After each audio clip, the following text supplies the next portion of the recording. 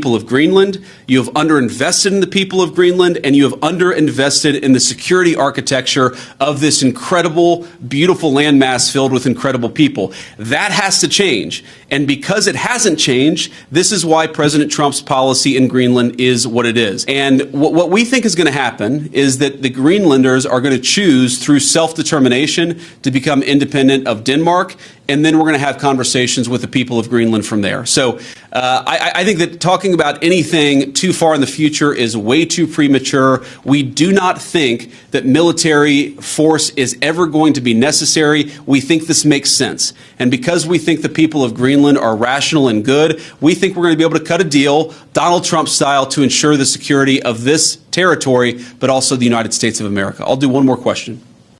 Well, the president said we have to have Greenland, and I think that we do have to be more serious about the security of Greenland. We can't just ignore this place. We can't just ignore the president's desires, but most importantly, we can't ignore what I said earlier, which is the Russian and Chinese encroachment in Greenland. We have to do more.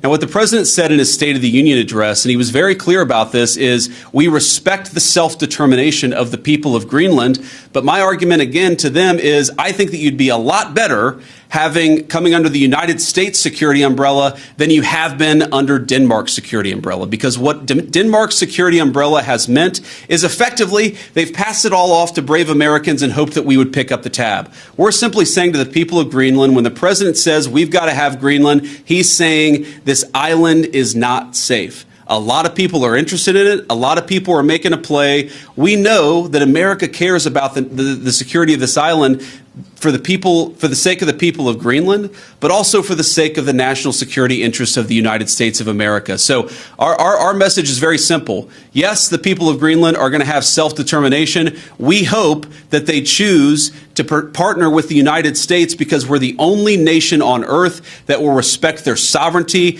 and respect their security, because their security is very much our security, as these brave Americans show. We respect, as the president said in his State of the Union address, we respect the self-determination of Greenlanders. Excuse me. We believe in the self-determination of the population of the people of Greenland.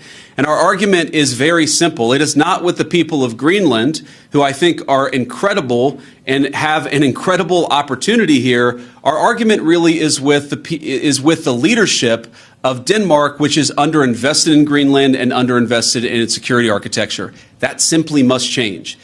This place, this base, the surrounding area is less secure than it was 30, 40 years ago because some of our allies haven't kept up.